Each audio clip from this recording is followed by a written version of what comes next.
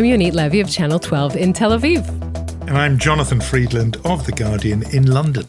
And we are Unholy, two Jews on the news from Keshet Podcasts. Shana Tova, Jonathan. Happy New Year to you, Yonit. Was Rosh Hashanah a good break for you? I don't really know what you do for Rosh Hashanah in Israel. Here it's all synagogue and apple and honey and lunch with relatives. So are you on the beach? What happens? On the beach, we do the same family gatherings, synagogues. You know, we're the same tribe of people. I think there is a major difference, though, that we will get to in a minute, because I can tell our listeners, you were mocking my present buying tradition. I was slightly horrified. You sent me a picture and it looked like a sort of English household on December the 24th, where you had arranged a series of boxes. There was no tree. I'll give you that. There wasn't a sort of tinsel tree. But presents on Rosh Hashanah, that is heresy and blasphemy and much else. So I disagree. What is that about? I'm going to disagree. We give presents. I mean Israelis. Not we Jews, obviously, give out presents on Rosh Hashanah and on Pesach. We have family gatherings. By the way, every workplace in Israel gives out the gift card / bottle of wine on Rosh Hashanah and Pesach. These are the occasions. When do you think Jews give out gifts, Jonathan? Hanukkah is when we do that. Hanukkah is Hanukkah Gelt. You get a little bit of money from your So you don't do proper presents for Hanukkah? No, so and we do because of obviously our assimilationist timidity. Exactly, in the face of and Christian you're culture. accusing me of blasphemy because I gave Rosh Hashanah gifts. You're copying Christmas, and you said, "Come on, just think about that." So you give out like a lot of presents on Hanukkah. Hanukkah is proper Christmas, is proper gift giving. Freudian slip there. Hanukkah is proper gift giving. Okay, definitely not Rosh Hashanah, definitely not Pesach. But I can't help but feel slightly economically here. That means at least 3 times a year, once you roll in birthdays, the Levy children are getting gifted. That is a lot. And add motherly guilt that adds some gifts along the way in different other occasions, like Tu B'Shvat or anything. I'm making this up as I go along, but seriously. And now I need to tell you that we have this is deep. This is a deep ideological divide between us. I don't know how we could ever bridge it. Cultural abyss that has opened up. I agree, between us. That is something of a chasm. I thought that my synagogue point, by the way, was not judgmental at all. It was more, my perception was that apart from people who are like religious with a capital R, you didn't really particularly go, if you're an Israeli, didn't really go to synagogue. I know Yom Kippur, which we're going to come on to next week, when we have, in fact, a little mini episode for you just ahead of our usual time. That's going to come on just before the fast on Wednesday. But I know that, plenty of people might mark that with the fast. Even if they're secular, they would go on Yom Kippur. I thought Israelis didn't really detour to the synagogue unless they are, as I say, capital R religious. Well, it kind of depends who would do that. You are right in saying that Yom Kippur would be the day that even like the more secular or less religious Israelis would obviously go. So maybe less, but the family gatherings, yes. And by the way, what I have become a huge expert in these days, I don't know if you do this, if you've done this yet, but the home do-it-yourself COVID testing kits. Oh, yeah. No, that's part of our life here, all the guests went through that. I've become quite an expert. I think you should call me the queen of sterile swabs. I'm thinking of a second career. Oh, you object to monarchy. I'm sorry. The democratically elected leader of sterile swabs this year. Yes, I'm thinking of a second career. Got a ring to it. I mean, it is a funny thing about Rosh Hashanah and misunderstandings about it, even between us, Yonit, but in the wider world. Only in the last 2 or 3 years, I have noticed British institutions, and I quite like it because Americans have been doing it for a long time, doing the kind of little tweet saying Shana Tova to our Jewish customers, Happy New Year. But a few of them then do the few emojis, the kind of champagne and sort of streamers, poppers, confetti, kind of New Year's Eve imagery, as if they think Jews are sitting around going 10, 9, 8, 7, Happy New Year. And so, and a couple of people, it's very sweet. People sort of go, oh, have you, I suppose you must have really hung over from all the celebrations last night. And, it's, how do you say it's, actually, I drank Manischewitz wine with my father. That is how, hungover I am. Exactly. That's right. It was dipping a piece of apple in a jar of honey. That's as kind of raucous as it gets. Yes, we're the partying bunch. So they haven't quite got the idea yet. Well, I hope they're listening to this, so maybe they'll understand it next year. We could just hope. They will. Honey cake and honey rather than major spirits. Exactly. Is the occasion. So that is, I suppose, New Year has been what it's all been about, right? The whole country shuts down, not much discussion of anything else where you are. Yeah, for sure. I mean, first of all, the good news, if we could call it good, I mean, the numbers just of COVID in general here are pretty high, but the infection rate is lower than 1, so we're cautiously optimistic. But of course, the big story everyone was talking about this week is not a festive event at all, but a prison break in Israel. And this is a big story because these are not petty thieves, but high-risk security prisoners who escaped from Gilboa prison in northern Israel. All of them were either accused or convicted in terror activities. Among them, the most famous of them is Zakaria Zbeidi. He's the former leader of the Al-Aqsa Brigades, which is the military wing of the Fatah. Now, we're recording this on Thursday, Jonathan. As we speak, a massive manhunt is still underway involving the police and the military and the Shin Bet. Now, this story really reads like a litany of security failings and mishaps and blind spots. It's really breathtaking. I'm not even going to go through the whole thing so as not to take up all of the time of our podcast this week. But they dug a tunnel for months. No one noticed. The prison guard who was supposed to be stationed in the guard tower fell asleep. The architectural blueprint of the prison was online by the firm that actually was involved in the prison's construction. You know, you can go on and on. It really is an amazing story of It is an amazing story. It is just the kind of story you would think normally would have gone around the world, partly because, as we've talked about before, Israeli news often does get punch above its weight in the world media, and people cover all kinds of stories about Israel. Oddly, this one hasn't really caught fire, and I've been trying to wonder why that is. I mean, the details of it are so riveting. The digging out the tunnel with, I read, a rusty spoon, a la Tim Robbins in The Shawshank Redemption. It's got those kinds of details about it, and being able to do it for so long. And people do normally love escape stories. I think the reason why is the thing you said before, which is it's hard to be, if they were sort of burglars and thieves, there's a kind of roguish admiration for people who pull off an escape like that, because they are people involved in lethal crimes and national security. They're national security prisoners, and murder is among the convictions they have. I think people don't know quite what to do with it. They can't just play it for laughs as a kind of Shawshank Redemption on the Mediterranean. It is instead a bit more serious. And so the result is it hasn't really got much traction outside Israel itself. That's amazing, because actually here it's the only thing anyone is talking about. And of course, there are two things that you kind of need to know. One is that the issue of Palestinian prisoners obviously seen very differently between Israel and the Palestinians. As you said, Israel sees them as terrorists, they're murderers. In the Palestinian Authority, they are heroes, right? As close to being a martyr as you can get. The Palestinian Authority funds the prisoners' families. And it's very clear, and this is a very delicate dance, it's clear to both sides that the one thing that can set Palestinian cities ablaze or start a third intifada will be the conditions of these prisoners incarcerated in Israel. Their impact is very dramatic on Palestinian society. So Israel has taken all kinds of decisions over the years to, have this kind of quiet inside the prison. So they run their own lives. They have, I can't say autonomy because they're behind bars, but as much an autonomy that they can have.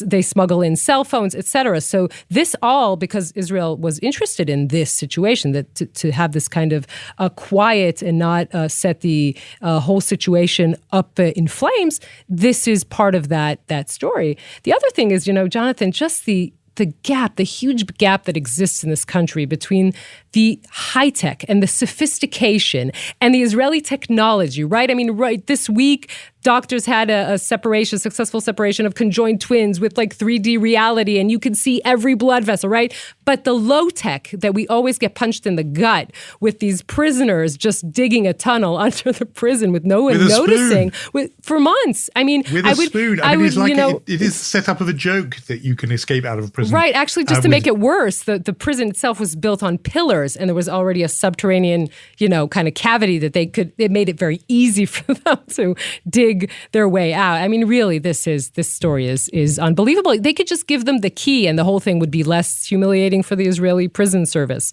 It is an interesting point. I mean, lahavdil, they're totally different stories. But this point about physical infrastructure, you and I talked at the time about the Mount Meron tragedy. And again, it was just the basic things about ramps and staircases where the infrastructure was just decrepit and not fit for purpose. And yet this is the same country, as you say, where it is just light years ahead in technology, but people not thinking about the basics. I was wondering about the politics of it, just because my immediate thought on this was, this could be trouble for the Lapid-Bennett government, simply because whenever things like this happen, it will enable the Likud opposition to say, well, this never happened when Bibi was in charge. Netanyahu would never have allowed this to have happened on his watch. He would have been a tough jailer, tough with the Palestinians, and Lapid and Bennett are asleep in the sort of guardhouse, and their keys are removed from the belt by these cunning prisoners. Have people been making political hay out for of sure. this? I mean, Netanyahu's loyalists were, of course, saying that this would never have happened. I mean, just technically speaking, they were digging it for months, so it did happen during his premiership. But no, this is going to be. They're going to suffer from this. The Lapid-Bennett government is going to suffer from this kind of rhetoric their whole time. They're going to be said to be weak on terror, to be weak on the Palestinians. We might get to a story like that later in our program. Yes, this is the kind of rhetoric that has sounded the alarm with the Netanyahu loyalists. But to be honest, it's not affecting the government. This is not going to topple the government, right? It has yet to topple anyone in the Israeli prison service. So this is not what Bennett should be worried about right now. He has a lot of other things to be worried about, quite honestly. So you mentioned tough on terror, and that is going to be in everyone's minds, obviously, right now. As you and I speak, we're on the eve of the 20th anniversary of the 9/11 attacks. Both of us, were sort of covered those events. I think you very directly, because you got into New York. You and I have been saying before recording how Israelis actually had a bit of a fast track into New York afterwards. I think I was just going to say that British journalists couldn't get in for days and days and days, and people had to do elaborate routes round via Jamaica and Canada. But you got in directly. Yeah, I had no idea that it was. I wasn't thinking of it at the time, but El Al was the first. The Israeli airline was the first international airline to have an authorization to fly into JFK because of security regulations, because they knew the administration knew that El Al had such tough security protocol that they allowed for El Al flights to come in, I think, 2 days after the events. Yeah, so it was not like that for journalists from elsewhere. But look, I and others and people, all of us, we were writing about it and thinking about it. It was such a huge event at the time. I thought it would be interesting for us to talk about a thing which I think perhaps in all the coverage, and there's been acres of coverage of the anniversary, I've not seen much about what this anniversary meant and what 9/11 meant at the time, both for Israel and Jews. And it just struck me thinking about it, that it was significant in both areas, actually. I mean, I'll just say something about the sort of Jewish thing about it was that it became, and it's easy to forget how live this was at the time. It became a site of kind of anti-Semitic conspiracy theory very, very quickly. There was this claim that Jews were somehow tipped off. Ahead of 9/11, they were told, don't come into work today, that somehow the Mossad, Israel's intelligence, had given them this information. And this was one of those lies that refused to die, and lived on for years and years. You would, in my own reporting, either in the Middle East or elsewhere, even actually talking to British Muslims, they would very quickly, you would hear this claim, of course, the Jews knew about it in advance. And they weren't present on the day, to the point where the State Department had to issue a document rebutting this claim, actually specifying the fact that 200 to 400, as many as 400 Jews, of course, died in a building in New York because that's the demographics of the city, and it was inevitable that Jews would be proportionate to their numbers. among the dead. What I had forgotten was that there is a claim in the 9/11 Commission report that, in fact, the very first victim of the 9/11 attacks was a young Jew, a 31-year-old Jew by the name of Daniel Lewin, who had been raised in America, but had lived in Israel, served actually in the Israel Defense Forces. And he was a passenger on Flight 11, American Airlines Flight 11, the plane that flew into the North Tower. And he was seated in the row just behind, according to the report, Mohammed Atta. And it seems that when Atta went ahead to the cockpit, Lewin tried to stop him, not realizing there were hijackers behind him who stabbed him to death. And so in some ways, there's a symbolism there that the very first victim of 9/11 was a Jew. And yet this claim that somehow Jews were exempt because they had advanced knowledge, a terrible lie, a terrible conspiracy theory, just went on and on and on in the immediate aftermath of 9/11. Yeah, it's amazing. The Yediot Ahronot, Israel's very popular newspaper, put out today a memorial edition of the exact news. They printed the exact newspaper that they printed on September 12th, and his name appeared as one of the victims under the headlines. The Israeli government, first of all, very shocked at the time. Ariel Sharon, by the way, a little bit like the situation we have today, two new administrations. Ariel Sharon just began his tenure in March of 2001. George Bush, obviously, January 2001, President Bush. No, they didn't really know each other. It was kind of an awkward relationship at the beginning. And then Sharon, who's very shocked at this, and it kind of very quickly turns into this concern he has that he kind of had because George W. Bush was the son of Bush 41, and he was already worried and concerned that he would be, imposed, that a peace process will be imposed on him. He gets really worried about this because of what he thought would happen, right? The United States would go into this coalition with the moderate Arab states, and he puts out a speech that is his most radical speech to date, right? It's called the Czechoslovakia speech that he gives at the beginning of October. He basically says Israel is not going to be Czechoslovakia, not so subtly comparing George Bush to Neville Chamberlain. This happens 3 weeks after 9/11 and is shocking even to Sharon's own advisors. Yeah. I mean, the thing about it was, you understand how that came about because there was this fear that Americans would think, oh my God, we've been attacked. We've been attacked because we're too close to Israel and the people who did this don't like Israel. Therefore, let's cut our links with Israel. Offer them up Israel in the manner of Neville Chamberlain in Czechoslovakia. And maybe that will tame and placate the jihadist beast. This was the sort of fear. That was that scenario. And it's worth remembering why that came about. I mean, and it's fascinating to hear you say that Sharon's own people were attacked. But the reason why that came about was that if you look back at bin Laden's own statements, the kind of why we did it statement, which I think, it took some time for that statement to come to light. But he set out his reasons, and the word, you do a little word search. I've done it. And the word Jew comes up, it's 11 or 12 times. In the text, he constantly says, almost as if to say, look, our beef is not with you per se, so much as the fact that you have allowed the Jews to control your media, of course, Israel. And the fear that planted, obviously you've told us about the Israeli end of it, but in the diaspora Jewish end of it was very, very deep because there was suddenly this thought that what if Western countries actually do think, well, this is the Jews are the source of our misfortune, as the anti-Semites used to say in an earlier period.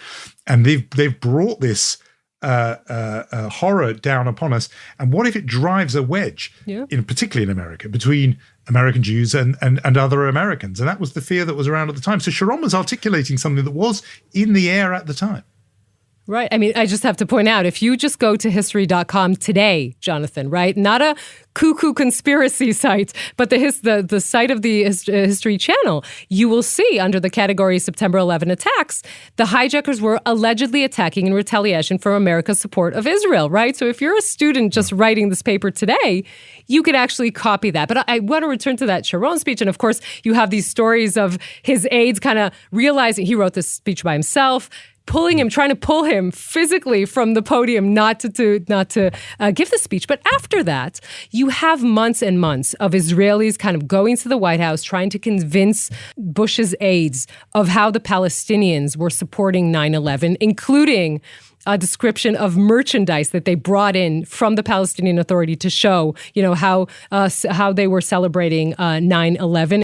And what happened was that very quickly, President Bush put Israel in the good guy column. And he's saying the world is the bad guys and the good guys. Israel is here. Israel didn't need to explain what fighting terror means, what terror means. And basically, and remember, Israel is at the time in the middle of fighting the Second Intifada and bomb blast, the height of terror attacks against Israelis. And basically President Bush giving Sharon the carte blanche to do whatever he needs. He said, just don't hurt Arafat. Do whatever you need to fight terror. Yeah, I mean, it could have gone either way, couldn't it? It was either, our relationship with you, Israel, is the cause of this trouble, or you and I, Israel and the United States, are in the same boat. We are shoulder to shoulder fighting this war on a common enemy of terrorism, even though actually Palestinian story and the Palestinian conflict is so different from what was going on around the world. And the trouble partly was conflating them into one whole thing. Terror with a capital T. There was so much misunderstanding and sort of, woolly thinking, I think, around that time when you look back on it. But yeah, I mean, it seems as if that then forged a tremendous bond between Sharon and Bush, who thought that, they were two leaders in the same kind of boat. I mean, just the last thing I was going to say about this, because it brought back sort of a whole lot of memories, how that then played out afterwards. It was a very awkward and difficult time, look, for everybody, but there was a particular Jewish dimension to it. And it's partly this thing which, is easy now with some distance to be, mocking of it, but was this claim that the Mossad did it. I would encounter that in my own reporting, where Muslims would say, often British Muslims would say to me, there's no way Muslims could have done this. Arabs could have done this. They wouldn't have had the capability. This was an amazingly They actually sort of said that to you? Wow. Yeah, I absolutely happened to me. Wow. Yeah, I was reporting in Scotland. I was interviewing a really, a very eminent sort of Muslim doctor who was talking to me about 9/11 and said, I know Muslims. He said it as if mockingly, self-deprecatingly. There's no way Arabs and Muslims could have pulled this off. He said, just too complicated, too difficult. That's why I think the Israelis did it. Wow. And it was amazing. It was a very awkward conversation. And I heard that more than once. And there was this almost a self-hatred in there, which is that the Muslims are just not competent enough to do this. So it was a very uncomfortable thing to hear. That was around. But the other bit was that in the conflicts that then followed, the 9/11 wars that then followed and the war on terror, that period where the phrase neoconservative entered the language and people would talk about Richard Perle and Paul Wolfowitz and Douglas Feith, these sort of second and third order officials in the US administration who had Jewish names, rather than Bush, Cheney, Rumsfeld, none of whom were Jewish, who were the real drivers of this thing. So it became a narrative very quickly that somehow, this was all a sort of, I remember a BBC report that did a graphic showing a spider's web of the neoconservatives with Perle and Wolfowitz and Feith's faces on it, as if to say, this is a kind of Jewish plot somehow. Wow. It was there was some ugly stuff that surfaced in the immediate aftermath of 9/11.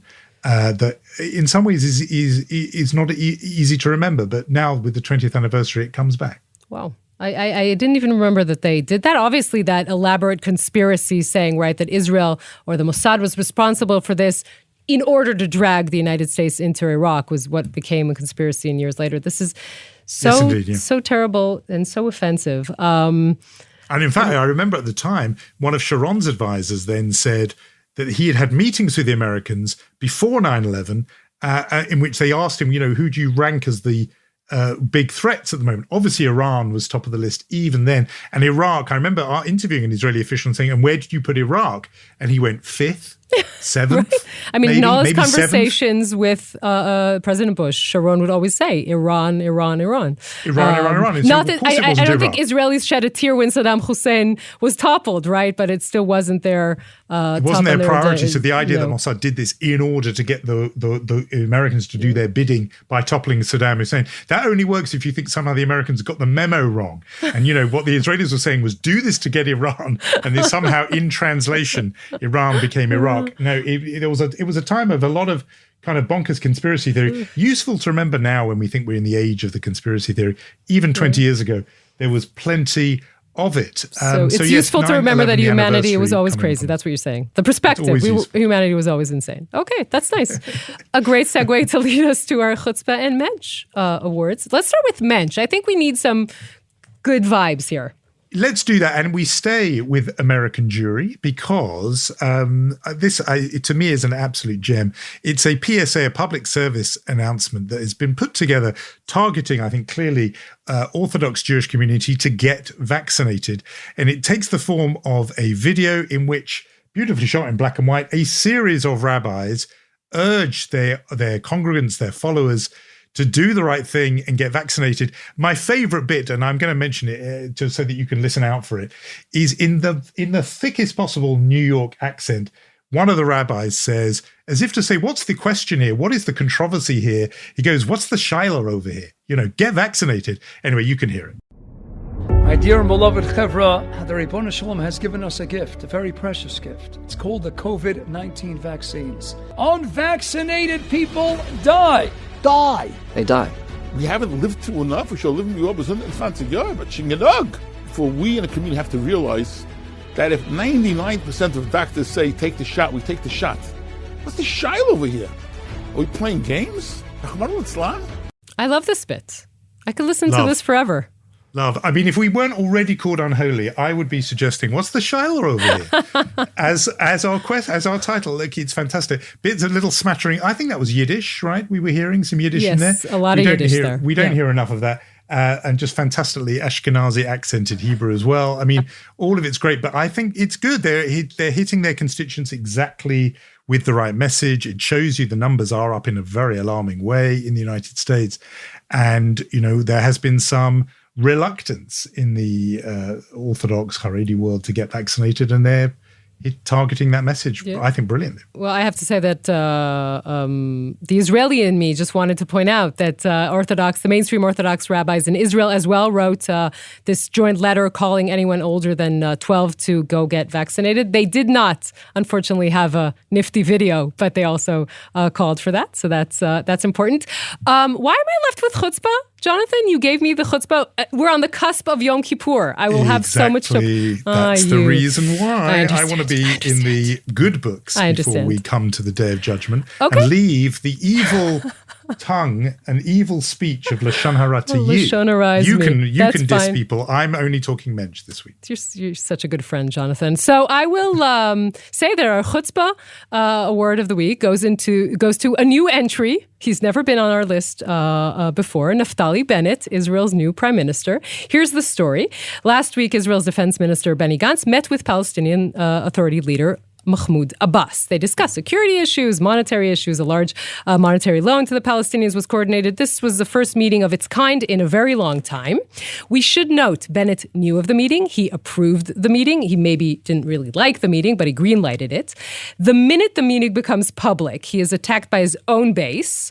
And of course, Gantz put out this statement saying that there were diplomatic issues as well. So that, caused an uproar in the Israeli right. Now, sources close to the prime minister were quick to say there is no peace process and there will not be a peace process in their comment on this meeting. It's a good thing that the sources didn't say, oh, you meant Mahmoud Abbas. We thought he was going to meet with Mendel Abbas, who's our tech guy. But so this is exactly the sort of delicate dance this coalition needs to do, right? I mean, it's indicative of how, Bennett himself is sort of wary of his constituency. Gantz, who is trying to carve out his own, portfolio and say, I'm going to be responsible for the Palestinian issue. This is a very delicate dance. So we will, I think it deserves a chutzpah nomination. It definitely does. No, I like that one. And I think there's a little known third category. Always we do chutzpah and mensch, but what about mention? Look at you with new season, new categories. Wow. Come on, why not? Okay, We're in season 2. mention. Just a little mention, because it's in that beautiful little grey area between chutzpah and mention away.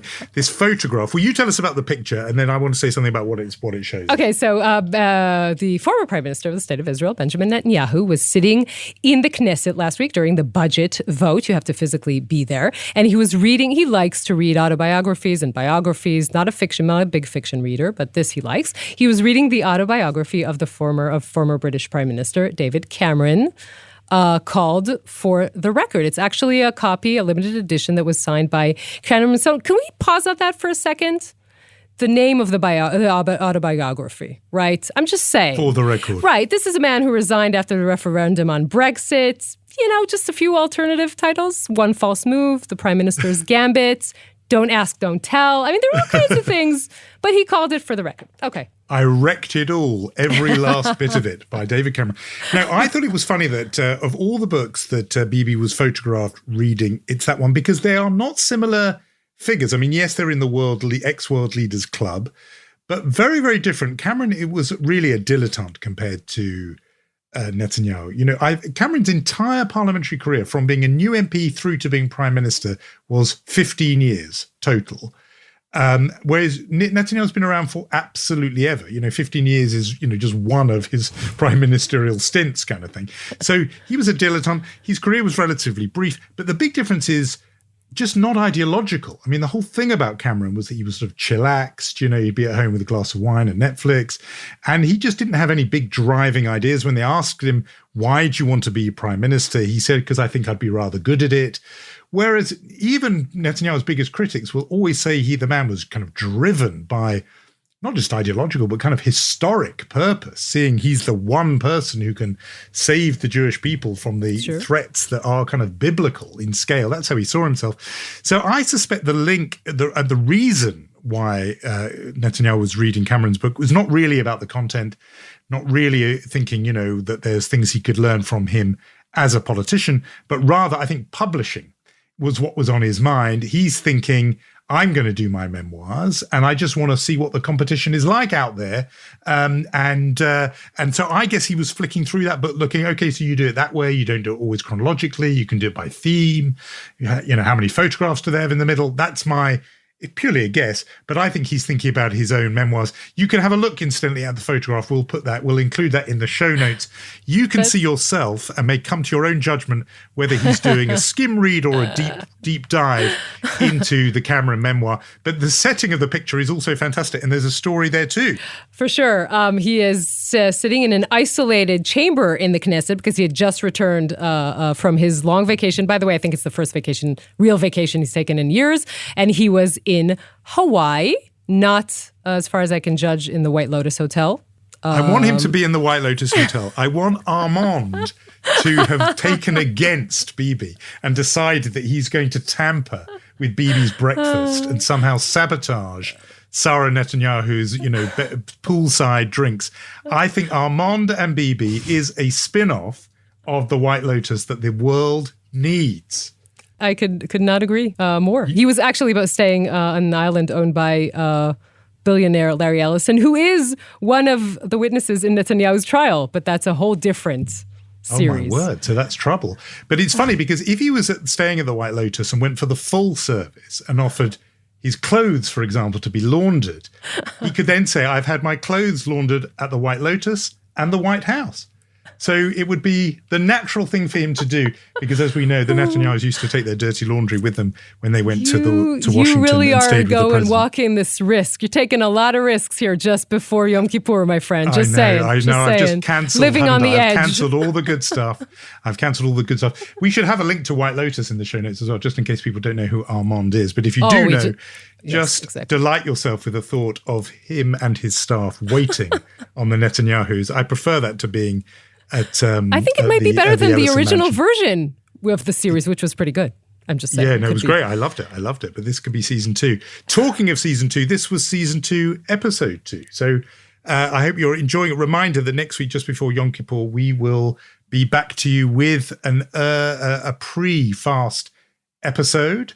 And when are we doing that, Yonit? When's that going to be available? It's going to be available on Wednesday morning. We're usually available on Friday. This is going to be an earlier episode. And we should also remind our listeners, you can find us on The Forward, one of the most influential Jewish American publications, and also on El Al Flights. We want to say our big thank yous to Lior Friedman, the fanciest of executive producers, and to the great team at Kesher, Daniel Rom, Itai Dankner, also to Rom Atik, and to Yair Bashan and Dani Nudelman, Irad Eshel for original music. Jonathan, I know you have a lot to atone for, so a few days break for me, and we'll meet again on Wednesday. See you then. Chatima Tova and fast well. You too.